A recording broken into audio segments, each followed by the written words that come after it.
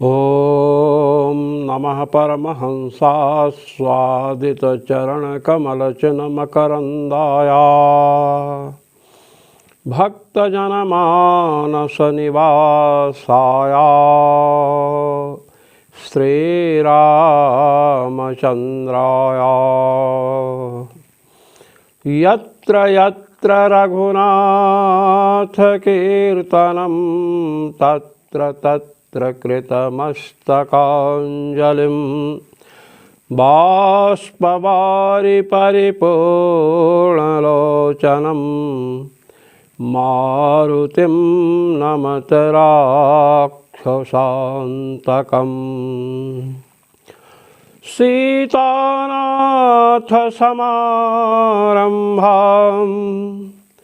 रामानन्दार्यमध्यमाम् अस्मदाचार्यपर्यन्तां वन्दे गुरुपरम्पराम् वन्दे गुरुपरम्पराम्। सर्वेश्वर श्रीरघुनाथो विजयते तराम्। समवायाभ्युपगमाच्च साम्यादनवस्थितेः। द्वितीय अध्याय के द्वितीय पाद का 13वां सूत्र है। इस सूत्र का अवतरण कृष्णद्वैपायन भगवान वेदव्यास ने क्यों किया, इसकी पीठिका भगवत्पाद श्री स्वामी रामानंदाचार्य जी महाराज अपने आनंद भाष्य से प्रस्तुत कर रहे हैं। आइए आनंद लीजिए। तदभाव इत्यनुवर्तते, कहते हैं पूर्व में सूत्र था उभयथापि न कर्मातस्तदभावः। द्वितीय अध्याय के द्वितीय पाद का 12वां सूत्र जो इसके पहले आया है, उसमें जो तदभावः अंश है उस अंश की यहाँ अनुवृत्ति आती है। समवायाभ्युपगमाच्च साम्यादनवस्थिते है। ये जो द्वितीय अध्याय के द्वितीय पाद का 13वां सूत्र है, यहाँ पर उभयथापि न कर्मातस्तदभावः, इस सूत्र से तदभाव की अनुवृत्ति आती है। अब तदभाव की जो अनुवृत्ति आई, तदभाव अंश है, उसकी जो अनुवृत्ति आई है उसका अर्थ जब इस सूत्र से मिला करके करेंगे तब क्या होगा। कहते हैं परमाणु कारणवादस्य अभावो असंभवः इति यावत्। परमाणु कारणवाद जो नैयायिक लोग चला रहे हैं कि जगत की सृष्टि परमाणुओं से हुई, ये प्रक्रिया हम पूर्व में बतला चुके हैं। कहते हैं तद अभाव माने उसका अभाव है, अर्थात परमाणु कारणवाद असंभव है। परमाणु कारणवाद बन ही नहीं सकता है। कुतः, कहते क्यों नहीं बन सकता है। कहते सुनिए।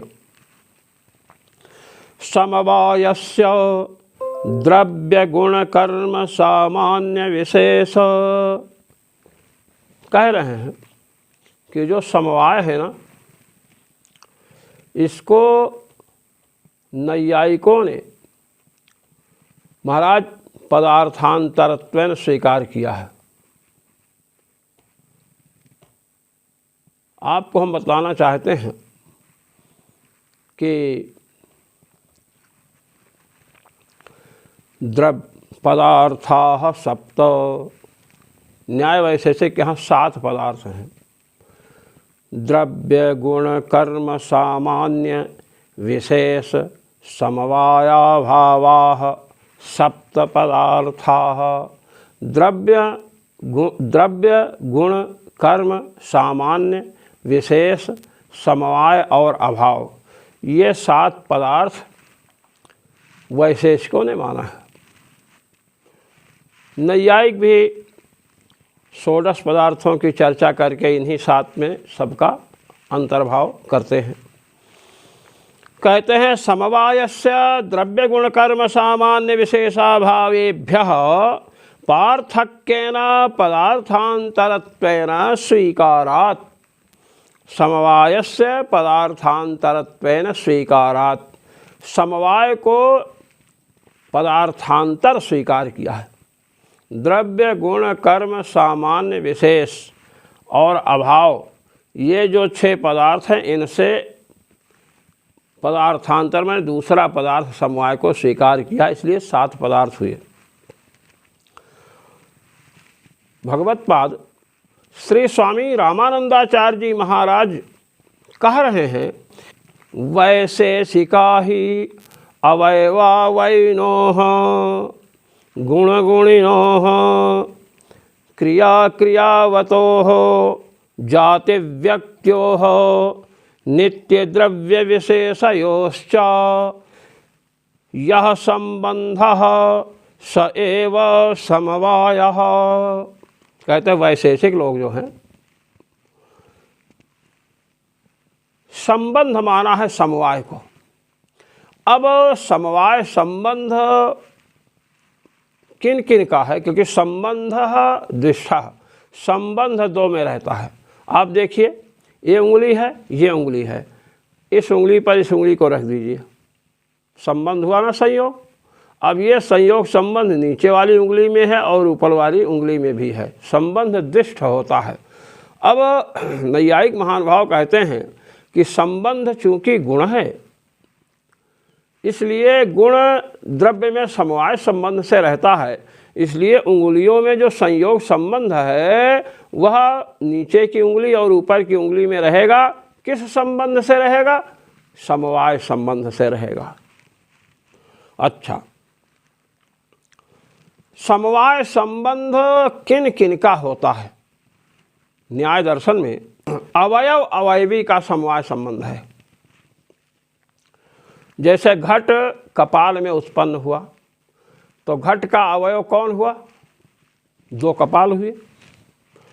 तो उन दोनों कपालों में घट रूप जो अवयवी है अर्थात कार्य है, वह समवाय संबंध से रहेगा। यत् समवेतम कार्यम उत्पद्यते तत्समवायी कारणम। तर्क संग्रह। जिसमें समवाय संबंध से कार्य उत्पन्न होता है उसे समवायी कारण कहते हैं। तो अवयव कौन हुआ? कपाल। दोनों कपाल अवयव हुए, उनमें अवयवी जो घट है वह समवाय संबंध से रहेगा। आप इस शरीर को देखिए, इतना समग्र शरीर लीजिए। शरीर का अवयव क्या है? आँख है, कान है, नाक है, हाथ है, ये सब अवयव है ना। तो इन अवयवों में अवयवी जो शरीर है यह किस संबंध से है? तो समवाय संबंध से है। गुण गुणिनोः, गुण और गुणी का, गुणी कहते हैं द्रव्य को। तो गुण जैसे रूप है, रस है, गंध, स्पर्श आदि 24 गुणाः, 24 गुणों की परिगणना नैयायिक महानुभावों ने की है। तो कहते हैं गुण और गुणी का। रूप है जैसे अपना रूप है, आपका रूप है, तो रूप जो गुण है वह गुणी अर्थात द्रव्य में किस संबंध से रहेगा? समवाय संबंध से रहेगा। तो अवयव अवयवी का संबंध समवाय संबंध। गुण गुणी, गुणी माने द्रव्य, गुण और द्रव्य का संबंध कौन है? समवाय संबंध। क्रिया क्रियावतोः, क्रिया जैसे हाथ चला रहे हैं, ये लीजिए, मुंह चला रहे हैं, अध्यापन कार्य कर रहे हैं, तो जो क्रिया हो रही है, शब्दोच्चारण रूपी क्रिया हो रही है, तो शरीर में न हो रही है, कंठ तालवादि का अभिघात होता है। तो क्रिया और क्रियावान कौन हो गया? द्रव्य हो गया। ये ध्यान रखिए, क्रियावान द्रव्य होगा। तो क्रिया क्रियावतोः, क्रिया अर्थात कर्म और क्रियावान अर्थात द्रव्य, इनका संबंध क्या है? समवाय संबंध है। जाति व्यक्त्योः, जाति और व्यक्ति का संबंध जो है वह समवाय संबंध है। जाति समवाय संबंध से व्यक्ति में रहती है। जैसे अपने लोग मनुष्य हैं, तो मनुष्य में मनुष्यत्व जाति है अब मनुष्यत्व जाति मनुष्य में किस संबंध से रहेगी? समवाय संबंध से रहेगी। घट में घटत्व जाति किस संबंध से है? तो समवाय संबंध से है। जाति व्यक्त्योर नित्य द्रव्य विशेषयोश्च, नित्य द्रव्य और विशेष का संबंध समवाय संबंध है। वैशेषिकों को इसीलिए वैशेषिक कहा जाता है क्योंकि विशेष पदार्थ उन्होंने पृथक स्वीकार किया है। क्यों? वैशेषिक महानुभाव कहते हैं कि एक पृथ्वी का परमाणु दूसरे पृथ्वी परमाणु से जुड़ा तो द्वणुक की उत्पत्ति हुई। कहते हैं अब ये बताइए कि पृथ्वी के परमाणुओं का परस्पर यदि भेद सिद्ध करना हो तो कैसे सिद्ध करेंगे? अयम पृथ्वी परमाणु अस्मात् पृथ्वी परमाणु भिन्नः कुतः विशेषात्। यह पृथ्वी का परमाणु उस पृथ्वी के परमाणु से भिन्न है। क्या कारण बतलाओगे? गंध को नहीं बतला सकते हैं, गंध को नहीं बतला सकते हैं क्योंकि गंध इस परमाणु में भी है और उस परमाणु में भी है। विशेष विशेष नित्य द्रव्य व्यत्ययो विशेषास्त्वनंता एव। वैशेषिकों ने कहा कि नित्य द्रव्य में ये विद्यमान रहते हैं। नित्य द्रव्य क्या है? पृथ्वी, जल, तेज, वायु, इनके परमाणु, आत्मा, मन, ये सब नित्य द्रव्य हैं। ईश्वर आत्मा के भेद में जीवात्मा परमात्मा। तो नित्य द्रव्य विशेषयोश्च यह संबंध।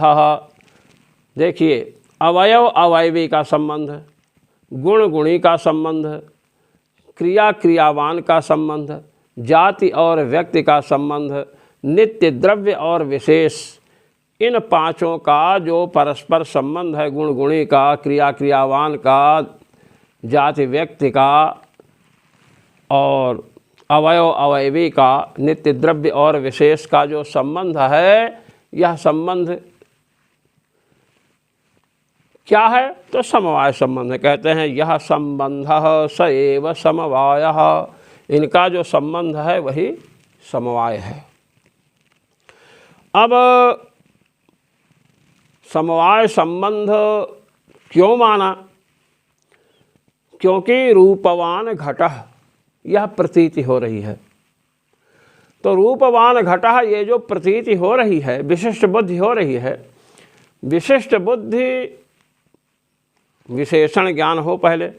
विशेषणतावच्छेदक प्रकारकम ज्ञानम विशिष्ट बुद्धौ कारणम। विशेषणतावच्छेदक प्रकारक ज्ञान, विशेषण ज्ञान आप मोटी मोटा समझिए। विशेषण ज्ञान होने पर ही विशिष्ट का ज्ञान हो सकता है। जिसे दंडी का ज्ञान नहीं है वह दंडीमान मठ है, यह ज्ञान कैसे कर सकता कि दंडी महात्माओं वाला मठ है? दंडी महात्माओं के विषय में ही ज्ञान नहीं तो कैसे ज्ञान होगा? तो रूपवान घटः क्रियावान देवदत्तः, इस प्रकार जो विशिष्ट बुद्धि होती है, क्रियावान देवदत्तः में क्रिया विशेषण है, रूपवान घटः में रूप विशेषण है। तो रूप का ज्ञान होना चाहिए। अब रूप कहाँ रहता है, किस संबंध से रहता है, इसका परिज्ञान आवश्यक है। रूप संयोग संबंध से तो द्रव्य में कह नहीं सकते हैं, पहली बात, क्योंकि संयोग संबंध जो है वह द्रव्यों का ही होता है। द्रव्ययोरेव संयोगः। जैसे आप देखिए, ये कलम है, लेखनी। अब इस लेखनी का हाथ से संपर्क है, संबंध है। कौन संबंध है? संयोग संबंध है, प्रत्यक्ष है। द्रव्यों का तो संयोग संबंध होगा और द्रव्य और गुण का रूपवान घटः, रूप वाला घट है। अब संयोग संबंध तो हो नहीं सकता है क्योंकि रूप है गुण और घट है द्रव्य। इसलिए नैयायिक महानुभावों ने, वैशेषिकों ने एक संबंध की परिकल्पना की और वह संबंध क्या है? समवाय संबंध है। दूसरी बात आपको हम ये इंगित करना चाहते हैं कि संयोग और समवाय में थोड़ा अंतर है। संयोग संबंध, जैसे ये कलम यहाँ रख दिए संयोग संबंध से, ये संयोग संबंध ऐसा है कि कलम को हटा दिए, संयोग नष्ट हो गया। संयोग संबंध से रहने वाली वस्तु एक स्थान से दूसरे स्थान पर रह सकती है, किंतु समवाय संबंध से जो वस्तु रहती है वो जब तक विनष्ट नहीं होगी तब तक वहाँ पर रहेगी। समवाय संबंध से रहने वाली वस्तु अपने आश्रय को छोड़ करके पृथक नहीं रह सकती है। एकम अविनश्यद अपराश्रितम एव अवतिष्ठते, इसे अयुत सिद्ध कहते हैं। गुण जो है द्रव्य को छोड़कर नहीं रह सकता है, क्रिया द्रव्य को छोड़कर नहीं रह सकती है, अवयवी अवयव को छोड़कर नहीं रह सकता है, जाति व्यक्ति को छोड़कर नहीं रह सकती है, और विशेष जो हैं ये नित्य द्रव्यों को छोड़कर पृथक नहीं रह सकते हैं। इसलिए अवयव अवयवी का, गुण गुणी का, क्रिया क्रियावान का, जाति और व्यक्ति का तथा नित्य द्रव्य और विशेषों का जो संबंध है, यह संबंध क्या है? समवाय संबंध है। स एव समवायः, कहते ये जो समवाय संबंध है ना, संबंधिभ्यं भिन्नः स्वरूपेण संबध्यते इति अभ्युपयन्ति स्वीकुर्वन्ति। कहते हैं जो समवाय संबंध है वह संबंधियों से भिन्न है। जैसे आप समझ लीजिए कि रूप घट में रहता है, आप देखते हैं घट गड़ा काला होगा, पीला होगा, लाल होगा, जैसा भी हो। वस्त्र देखिए, पीला वस्त्र है तो इस वस्त्र में पीत रूप है, तो पीत रूप समवाय संबंध से वस्त्र में है। तो ये जो समवाय संबंध है, संबंधिभ्यम भिन्नः, जो समवाय संबंध है पीत रूप इस वस्त्र में समवाय संबंध से है। तो समवाय संबंध के संबंधी दो हुए, एक तो पीत रूप हुआ और दूसरा पीत रूप समवाय संबंध से जो वस्त्र में रहता है, वस्त्र हो गया दूसरा संबंधी। न्याय की भाषा में समवाय संबंध से कौन रह रहा है? पीत रूप। तो पीत रूप को प्रतियोगी कहेंगे, और जो पीत रूप का समवाय संबंध से आधार बन रहा है, आश्रय बन रहा है, उसको अनुयोगी कहेंगे। न्याय दर्शन में अभाव को आप सब लोग जानते हैं कि अभाव का कोई ना कोई प्रतियोगी होता है, किंतु संबंध, सादृश्य और अभाव, ये तीन वस्तुएं हैं। संबंध, सादृश्य और अभाव, ये सब प्रतियोगिक होते हैं। सादृश्य संबंधाभावाः सब प्रतियोगिकाः भवन्ति। कह घटा भाव है तो घटा भाव उसका प्रतियोगी घट हो गया। संयोग संबंध है, संयोग संबंध से लेखनी हाथ पर है, तो संयोग संबंध का जो ऊपर वाला है, संयोग संबंध से कौन रह रहा है? लेखनी रह रही हाथ पर, तो लेखनी संयोग संबंध की प्रतियोगी मानी जाएगी, और जो आधार है उसको अनुयोगी कहेंगे। अब चंद्र सदृशम मुखम कहते हैं, चंद्रमा के समान मुख है, तो चंद्र सदृशम मुखम जब कहेंगे तो सादृश्य का प्रतियोगी तो चंद्रमा होगा, और सादृश्य का अनुयोगी कौन होगा? मुख होगा। तो ही बताया गया सादृश्य, अभाव और संबंध, ये तीन सब प्रतियोगिक होते हैं। अब यहाँ बतला रहे हैं कि संबंध जो है पीत रूप पीत वस्त्र में है समवाय संबंध से, तो समवायः संबंधिभ्याम भिन्नः, समवाय संबंध के संबंधी दो हुए, एक तो पीत रूप हुआ और दूसरा पीत रूप जिसमें रहता है समवाय संबंध से वस्त्र हुआ। तो समवाय पीत रूप और वस्त्र का जो समवाय संबंध है, यह समवाय संबंध इसके जो संबंधी दो हैं पीत रूप और वस्त्र, इन दोनों से भिन्न है। स एव समवायः संबंधिभ्याम भिन्नः संस्वरूपेण संबध्यते इति अभ्युपयन्ति। अब वह समवाय किस संबंध से रहता है? कहते हैं स्वरूपेण संबध्यते, वह समवाय संबंध है। आपने कहा कि द्रव्य गुण कर्म सामान्य विशेष समवाय और अभाव ये 7 पदार्थ हैं। द्रव्य पदार्थ पहला, तो द्रव्य कहीं रहेगा किस संबंध से रहेगा? संयोग संबंध से रहेगा। द्रव्य के बाद गुण का नंबर आया, गुण द्रव्य में रहेगा तो समवाय संबंध से रहेगा। कर्म जिसे क्रिया कहते हैं, कर्म क्रिया कहीं रहेगी तो समवाय संबंध से रहेगी। द्रव्य गुण कर्म सामान्य कहते हैं जाति, जाति जिसे घटत्व जाति घट में समवाय संबंध से रहेगी। द्रव्य गुण कर्म सामान्य विशेष, विशेष का मैंने आपको बतला दिया। विशेष नित्य द्रव्यों में कौन? पृथ्वी जल तेज वायु के परमाणु। नित्य द्रव्य में आकाश आया, नैयायिक वैशेषिक आकाश को नित्य मानते हैं। मन हो गया और परमाणु हो गए, आत्मा हो गया, इनमें विशेष समवाय संबंध से रहता है। तो द्रव्य गुण कर्म सामान्य विशेष समवाय और अभाव, अभाव भी किसी न किसी संबंध से रहेगा।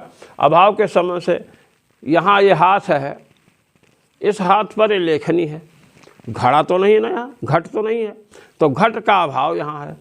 घट जैसे यहाँ पर है बगल में ताम्र का घट है, तो वहाँ संयोग संबंध से है। संयोग संबंध से इस ताम्र घट का अभाव, ये देखिए घट है ना, संध्या के लिए जल है इसमें, तो उस घट का संयोग संबंध से वहाँ भाव है और यहाँ हाथ पर अभाव है। तो संयोग संबंधेन घटाभाव यहाँ पर विराजमान है, तो अभाव किस संबंध से रहेगा? नैयायिकों ने कहा स्वरूप संबंध से रहता है। अब द्रव्य गुण कर्म सामान्य विशेष अभाव तो पदार्थ हैं, किसी न किसी संबंध से रहे, तो समवाय भी तो पदार्थ है।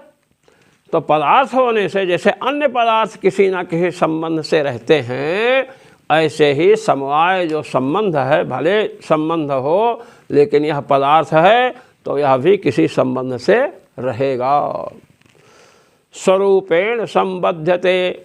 अब जैसे आप लीजिए कि घटत्व जाति है या ब्राह्मणत्व जाति है, ब्राह्मणत्व जाति ब्राह्मण में समवाय संबंध से, क्षत्रियत्व जाति क्षत्रिय में समवाय संबंध से, ऐसे ही अन्य जातियों को ले लीजिए। तो या घटत्व जाति लीजिए, घटत्व जाति घट में है।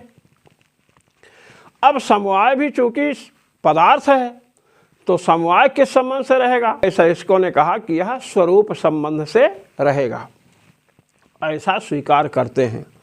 तद असमंजसम।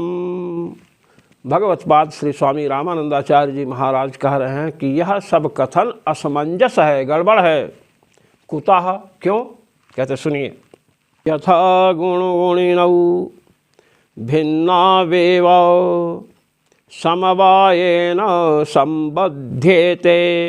कहे जैसे गुण और गुणी है, गुण हुआ रूप रस गंध स्पर्श आदि, और गुणी हो गया द्रव्य। तो जैसे रूप रस स्पर्श आदि गुण और गुणी द्रव्य, ये दोनों परस्पर भिन्न हैं। गुण और द्रव्य परस्पर भिन्न है, ये मूर्ख से मूर्ख भी समझता है। अब इनका संबंध रूप घट में है, रूप आप में है, हम में है, रूप तो सब में रहेगा। पृथ्वी जल तेज वायु, वायु को छोड़ करके पृथ्वी जल तेज में तो रूप रहता ही है। तो कहते हैं गुण गुणी परस्पर भिन्न हैं और समवाय संबंध से दोनों संबद्ध होते हैं। रूप घट में रहता है समवाय संबंध से। रस भी ऐसे ले लीजिए। कहते हैं तथा समवायस्यापि भिन्नत्वा विशेषात् संबंधांतरम वाच्यम। भगवत्पाद श्री स्वामी रामानंदाचार्य जी महाराज कह रहे हैं कि जैसे गुण और गुणी परस्पर भिन्न हैं, समवाय संबंध से परस्पर संबद्ध होते हैं, इसी प्रकार समवाय भी तो गुण गुणी से भिन्न है। जैसे गुण और गुणी परस्पर भिन्न हैं, वैसे गुण जिस समवाय संबंध से गुणी में रहता है, वह समवाय संबंध भी तो गुण और गुणी से भिन्न है। कहे हाँ, कहे तो वह भी किसी न किसी संबंध से रहेगा। समवायस्यापि भिन्नत्वा विशेषात् संबंधांतरम वाच्यम। समवाय का भी कोई संबंध कहना पड़ेगा, जैसे गुण गुणी परस्पर भिन्न हैं, समवाय संबंध से संबद्ध होते हैं, वैसे ही समवाय भी गुण गुणी से भिन्न है। जैसे गुण गुणी परस्पर भिन्न है, वैसे गुण गुणी और समवाय ये तीनों परस्पर भिन्न हैं। इसलिए जैसे गुण गुणी का एक संबंध है, वैसे समवाय का भी संबंध होगा। दूसरा तो इससे क्या निकला, तथा च समवायस्य समवायांतरेण संबंधत्वे तस्यापि समवायांतरेण इत्यनवस्थितिः। भगवत्पाद श्री स्वामी रामानंदाचार्य जी महाराज कह रहे हैं, गुण गुणी के समान समवाय भी, गुण गुणी जैसे भिन्न है, समवाय संबंध की अपेक्षा रखते हैं, वैसे समवाय भी भिन्न है। जब भिन्न होना ही किसी संबंध की अपेक्षा रखने का कारण बन सकता है, तो समवाय भी भिन्न है, वह भी संबंधांतर की अपेक्षा रखता है। अब समवाय किस संबंध से संबद्ध होगा, क्योंकि समवाय संबंध माना ना आपने नैयायिकों ने, समवाय नित्य संबंध, समवाय को नित्य संबंध माना, तो संबंध तो महाराज दृश्य होगा, दो में रहेगा। तो कहते हैं समवायस्य समवायांतरेण संबद्धत्वे। समवाय किस संबंध से रहता है, आप कहो समवाय संबंध से रहता है, तो समवाय जिस समवाय संबंध से रहता है वह समवाय भी संबंध है, वह समवाय पदार्थ है। वह समवाय किस संबंध से रहता है, उसके लिए फिर कहो समवाय संबंध से रहता है दूसरे समवाय संबंध से, तो दूसरा जो समवाय संबंध माना वह किस समवाय संबंध से रहता, तो अनवस्था हो जाएगी। यही कह रहे हैं, समवायाभ्युपगमाच्च साम्याद अनवस्थिते है। समवाय भी पदार्थांतर है, भिन्न है, इसलिए उसे भी संबंध की अपेक्षा होगी। यदि समवाय को समवाय संबंध से मानेंगे, तो जिस समवाय संबंध से समवाय को मानेंगे वह समवाय भी संबंध है, पदार्थांतर है। वह किस संबंध से है, उसके लिए समवाय, फिर उसके लिए समवाय, तो यह अनवस्था हो जाएगी। नैयायिकों ने कहा कि आप वेदांती महानुभाव हम लोगों को बुद्धू समझ रखे हैं क्या? हम तो समवाय को स्वरूप संबंध से मानते हैं। रूप रस स्पर्श आदि द्रव्य में रहते हैं, या गुण हैं, समवाय संबंध से रहते हैं। अब वह समवाय रूप रस आदि में तथा द्रव्य में किस संबंध से रहता है, स्वरूप संबंध से रहता है। इस पर भगवत्पाद श्री स्वामी रामानंदाचार्य जी महाराज कह रहे हैं कि सुनिए, न च स्वरूप एव संबंधः समवायस्य इति सांप्रतम्। कि उसका स्वरूप संबंध है, समवाय किस संबंध से रहता है, स्वरूप संबंध से। कहते हैं तस्य तांत्रिकैः संबंधानंगीकारात्। कहे तांत्रिकों ने स्वरूप को संबंध माना ही नहीं। तांत्रिक माने दार्शनिकों ने, तांत्रिक मतलब ये नहीं कि मुर्दा उर्दा की साधना करने वाला, ऐसा मत समझिएगा। तांत्रिकों ने अर्थात दार्शनिकों ने स्वरूप को संबंध नहीं माना है। कहते हैं नैयायिकों ने कहा कि हम दार्शनिक नहीं हैं क्या, न्याय दर्शन नहीं क्या, हम दार्शनिक हैं, हमने माना है। वेदांतियों ने कहा तो दार्शनिक आप हो क्या, सांख्य दार्शनिक नहीं है, बौद्ध दार्शनिक नहीं है, योगी दार्शनिक नहीं है, वेदांती मीमांसक ये सब दार्शनिक नहीं है क्या, सब तो दार्शनिक हैं। तांत्रिक ही आपको छोड़कर किसी ने माना है स्वरूप संबंध को? कह नहीं, कह जिसको लोगों ने माना ही नहीं है उस संबंध से आप समवाय को मान रहे हो, ये बात ठीक नहीं है। कहे कि हम अन्य तांत्रिकों की, अन्य दार्शनिकों की बात क्या करें, अन्य दार्शनिकों ने क्या समवाय माना है, क्या वेदांतियों ने समवाय संबंध माना है? कहे नहीं। कहे जब उन्होंने समवाय संबंध ही नहीं माना तो स्वरूप संबंध की अपेक्षा क्या है। दूसरी बात कि आप कह रहे हो कि स्वरूप संबंध दार्शनिकों ने नहीं माना। हम कहते हैं, अभी हमने एक बात बताई थी कि इस हाथ पर लेखनी तो है लेकिन घट नहीं है, यहाँ घटाभाव है। तो संयोग से घट अपने स्थान पर है, संयोग संबंध से घट का यहाँ अभाव है। वह घटाभाव किस संबंध से है? संयोग संबंध तो आप कह नहीं सकते हो वेदांती महानुभावों, क्योंकि संयोग किसका होता है? द्रव्योरेव संयोगः, द्रव्यों का ही संयोग होता है। अभाव सप्तम पदार्थ है, द्रव्य तो है नहीं। अभाव गुण भी नहीं है कि समवाय संबंध से कह दें। दूसरी बात, कर्म भी नहीं है, भाव पदार्थ है ही नहीं। द्रव्य गुण कर्म सामान्य विशेष समवाय, इन सब से भाव पदार्थों से भिन्न है अभाव पदार्थ, तो भाव पदार्थों वाला संबंध तो उसका हो नहीं सकता है। तो घटाभाव स्वरूप संबंध से है और यह अनुभूत है। घटाभाववत भूतलम, घटाभाव वाला भूतल है। अब वहाँ आप कौन संबंध मानोगे? संयोग मान नहीं सकते हो। और अब पृथक सिद्ध संबंध मानोगे? घट ला कर रख देंगे तो घटाभाव वहाँ से हट जाएगा। अत्यंता भाव का जानते हैं किसके साथ विरोध होता है? अत्यंता भावस्य प्रतियोगिना सह विरोधः। अत्यंता भाव का विरोध प्रतियोगी के साथ होता है। घटा अत्यंता भाव का प्रतियोगी कौन है? घट है। तो घट और घटा अत्यंता भाव का परस्पर विरोध है। जहाँ घट रहेगा वहाँ घटा अत्यंता भाव नहीं मिल सकता है। तो घटा अत्यंता भाव घट भूतल पर है, तो स्वरूप संबंध है। भगवत पाद श्री स्वामी रामानंदाचार्य जी ने कहा अस्तु अस्तु सुजन न्याय, ठीक है मैं मानता हूँ। हम दूसरा दोष दे रहे हैं और लीजिए। किंचा समवाय तत्संबंधिनोर यदि स्वरूप संबंध तर्हि गुण गुणिनामेव स्वरूपेण अन्वियाताम किमंतर्गुणा समवायेन।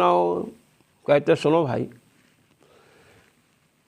यदि गुण गुणी का, अवयव अवयवी का, क्रिया क्रियावान का, जाति और व्यक्ति का, नित्य द्रव्य और विशेष, इन सब का समवाय संबंध है, आपने माना, और समवाय संबंध है तो दुष्ट होगा।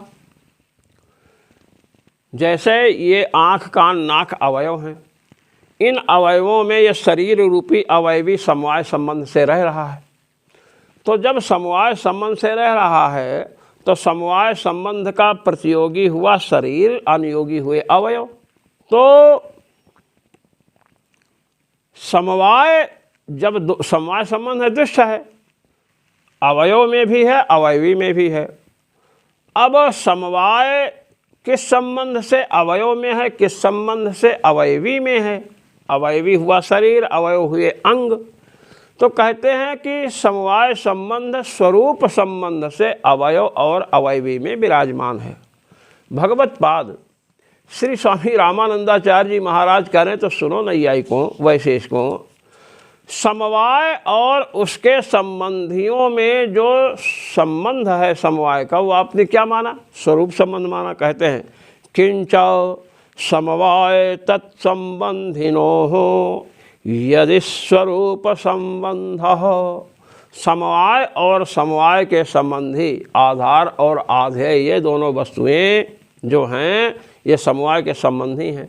इनके साथ समवाय का संबंध स्वरूप संबंध है। तरहि कहे स्वरूप संबंध आपने माना ना समवाय मानने के बाद भी? कहते हाँ, कहे गुण गुणी नामेव स्वरूपेण। देखिए गुण गुणी, गुणः गुणिना स्वरूपेण अन्वियाताम। तो गुण गुणी के साथ संबंध रखे और उस संबंध का नाम स्वरूप संबंध रख दिया जाए।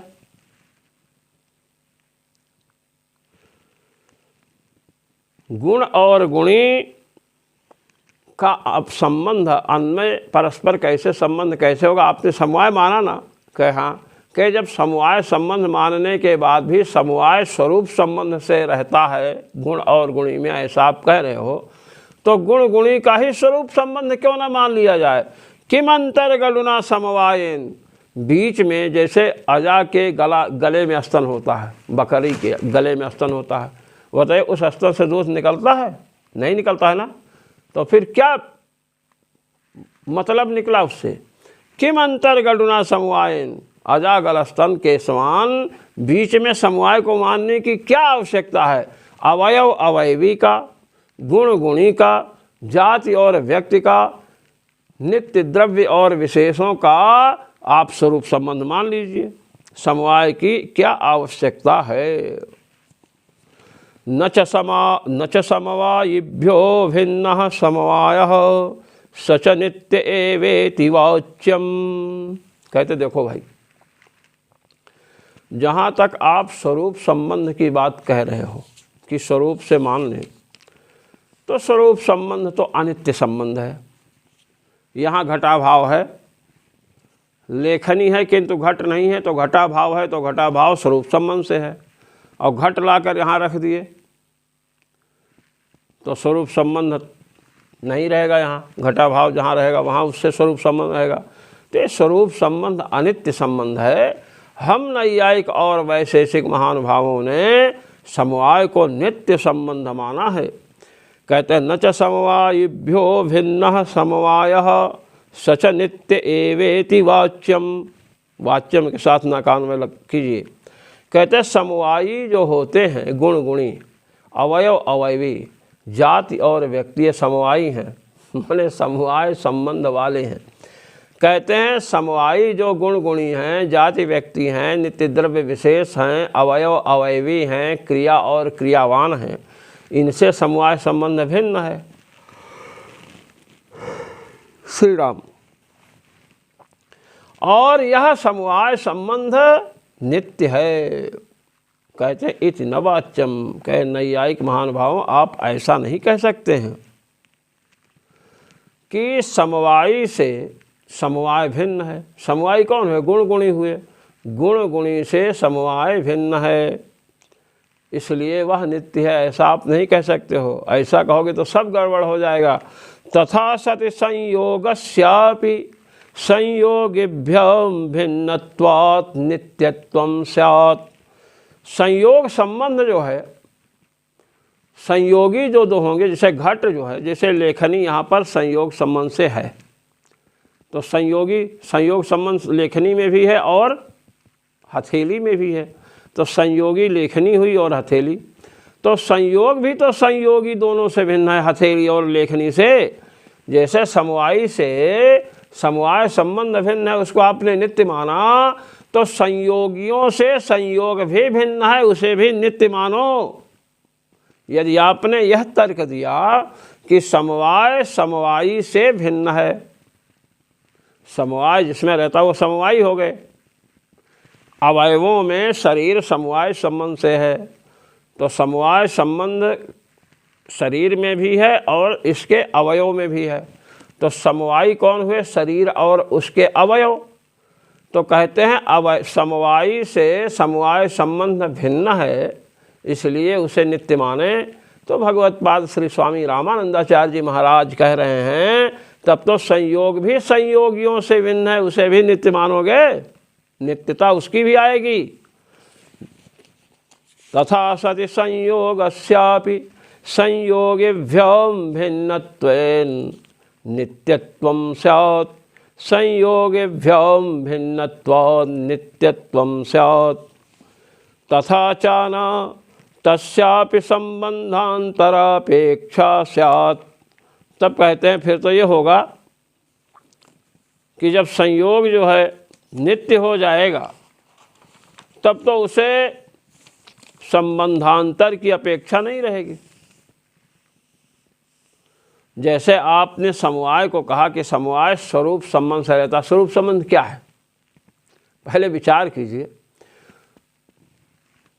लेखनी यहाँ संयोग संबंध से है और ये डिब्बा है चंदन का, ये संयोग संबंध से है। अब इसको हटा दिया, इस हाथ में ले लिया। अब संयोग संबंध से इस डिब्बे का यहाँ अभाव है। डिब्बा का अभाव संयोग संबंध से यहाँ है और संयोग संबंध से इसका अभाव, डिब्बा का अभाव है, ये स्वरूप संबंध से है। बतला रहे हैं कि जैसे संयोगी से संयोग भिन्न है, आपने कहा समवायी से समवाय भिन्न है इसलिए नित्य है, तो भगवत पाद कह रहे हैं कि संयोगी से संयोग भी भिन्न है, उसे भी नित्य मान लीजिए। तो जैसे समवाय को संबंधांतर की अपेक्षा हुई ना, स्वरूप संबंध से आपने माना, तो इस संयोग को भी संबंधांतर की अपेक्षा होगी। कहे हाँ हाँ हम संयोग को गुण मानते हैं और समवाय संबंध से मानते हैं। कहते स्याच्चा घटा भाववती भूतले घटवत्ता प्रतीतिर्दुर्वारा तयोः संबंधस्य नित्यत्वात्।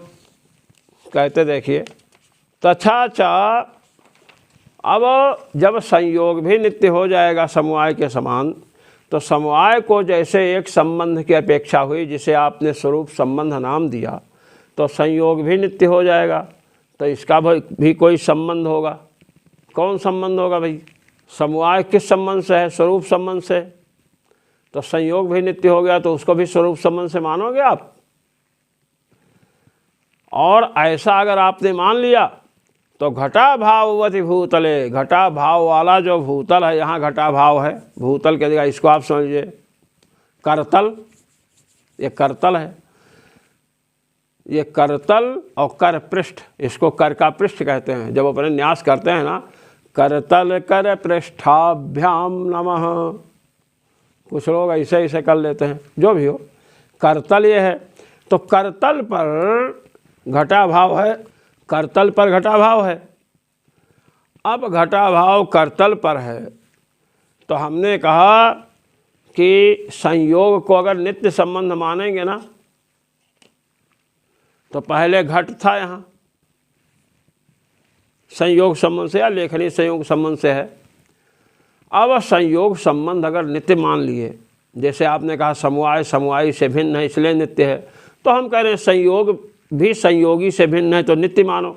और जब नित्य आप मानेंगे तो नित्य संबंध का तो विनाश होता नहीं है। अब घट यहाँ से हटा दिए, अन्यत्र रख दिए, तो घटा भाव की प्रतीति हो रही कि नहीं? घटा भाववत करतलम, घटा भाव वाला करतल है, ये हथेली होती है ना प्रतीति। अब नहीं होनी चाहिए, क्योंकि करतल का संबंध घट से नित्य है, वो नष्ट तो होगा नहीं। संबंध है नित्य, संबंध नित्य होने से वो नष्ट होगा नहीं। और संबंध सत्ता, संबंध सत्तायाः नियामिका भवति, जहाँ संबंध है वहाँ संबंधी को मानना पड़ेगा। तो घट को मानना पड़ेगा, तो घटा भाववत करतलम ये प्रतीति होगी, ये दुर्वार हो जाएगी। इसको आप वही बता, स्याच्चा घटा भाववती भूतले घटवत्ता प्रतीतिर्दुर्वार। घटा भाव है वस्तुतः, लेकिन घट का और करतल का संयोग नित्य है। तो नित्य होने से क्या होगा कि घटवत्ता प्रतीति यहाँ होनी चाहिए, संबंध है घट का। भाई जहाँ आपका संबंध होगा वहाँ आप हैं, हमारा संबंध इस गद्दी से है तो मैं यहाँ हूँ। लेखनी का संबंध यहाँ तो लेखनी है कि नहीं? अब संबंध आपने नित्य कह दिया, अगर समवाय समवायी से भिन्न है इसलिए नित्य है, तो हम कह रहे हैं संयोग भी संयोगी से भिन्न है तो नित्य मानना पड़ेगा। और जहाँ आपने नित्य माना तो घटा भाव वाला जो करतल है या भूतल है, वहाँ पर संयोग संबंध नित्य है, वो तो नष्ट हुआ नहीं। तो घटा भाव रहने पर भी घटवत्ता प्रतीति होनी चाहिए, घटवत भूतलम, क्योंकि संबंध संयोग बना हुआ है, नित्य है।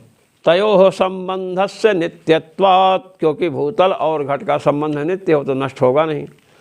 तस्मान्न संयोगस्य नित्यत्वं शक्यम अभ्युपगन्तुम, इसलिए घटा भाववत जो भूतल है वहाँ घटवत्ता प्रतीति किसी नहीं होती है। घट नहीं है तो घटा भाववत भूतलम प्रतीति हो रही है, घटवत भूतलम प्रतीत नहीं होती है। इसलिए तस्मान् न संयोगस्य नित्यत्वम अभ्युपगंतव्यम, इसलिए संयोग की नित्यता आप स्वीकार नहीं कर सकते हैं। तो संयोग समवाय से भिन्न है इसलिए नित्य है, तर्क मत दीजिए, अन्यथा संयोगी से संयोग भिन्न है तो उसे भी नित्य मानना पड़ेगा। और उसे जब नित्य मानेंगे तो जहाँ पर घट का अभाव है, घटा भाववत भूतलम जो प्रतीति होती है, घट और भूतल का संयोग, चूँकि अब संयोग जब अनित्य है तब तो कोई परेशानी नहीं, कहेंगे संयोग ही नहीं है, घट चला गया तो नष्ट हो गया। तो अब संयोग नित्य मानने पर आपको घटाभाववद भूतलम, इस स्थल में घटवद भूतलम ये प्रतीति आप रोक नहीं सकते हैं, इसलिए आप संयोग को नित्य न माने। कहे नहीं मानेंगे, कहे तो फिर ये मत कहिए कि समवायभ्याम समवाय भिन्न अतयो नित्य, समवायी से समवाय भिन्न है इसलिए नित्य है, ऐसा आप नहीं कह सकते हैं। इसलिए हमने जो ये कहा था कि गुण गुणी का, क्रिया क्रियावान का, जाति और व्यक्ति का, अवयव अवयवी का, नित्य द्रव्य और विशेषों का जो संबंध है, जो आपने समवाय माना है, फिर समवाय को स्वरूप संबंध से माना, तो समवाय को छोड़ो, केवल स्वरूप संबंध मान लीजिए, काम चल जाएगा। जो तर्क आपने समवाय की सिद्धि में दिया उसको हमने ध्वस्त कर दिया। विशिष्ट बुद्धि, विशिष्ट बुद्धौ विशेषण ज्ञानम कारणम, विशिष्ट बुद्धि में विशेषण ज्ञान कारण होता है, तो विशेषण उसको आप समवाय क्यों मानते हैं, स्वरूप संबंध से मानिए, काम चल जाएगा, विशिष्ट बुद्धि हो जाएगी। ततश्च समवाया सिद्ध्य समवायित्वा सिद्धौ, कह जब समवाय ही हमने खंडन कर दिया, समवाय अब सिद्ध नहीं हो सकता है, हो रहा है, तो समवायी भी असिद्ध हो गया।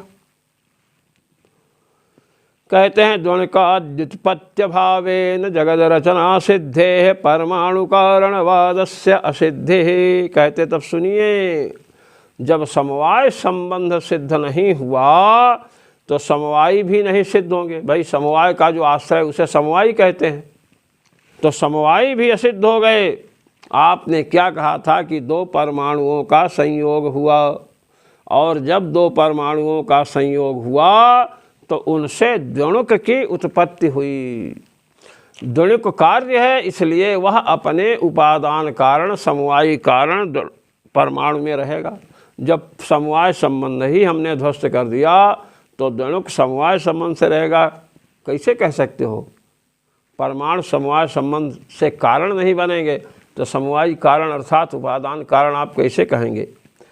इसलिए द्वणुकादि की उत्पत्ति नहीं हो पाएगी तो जगत रचना की सिद्धि नहीं हो सकती है। इसलिए परमाणु कारणवाद से सिद्धि, परमाणु कारणवाद जो आप माने हैं कि परमाणुओं से जगत की सृष्टि होती है, ये सब कथन असिद्ध हो जाएगा, सिद्ध नहीं होगा। जो मनीषी महानुभाव भगवत पाद श्री स्वामी रामानंदाचार्य जी महाराज द्वारा विरचित आनंद भाष्य का श्रवण मनन निध्यासन करते हैं, उन सभी को भगवान श्री सर्वेश्वर रघुनाथ जी का अनुग्रह प्राप्त हो।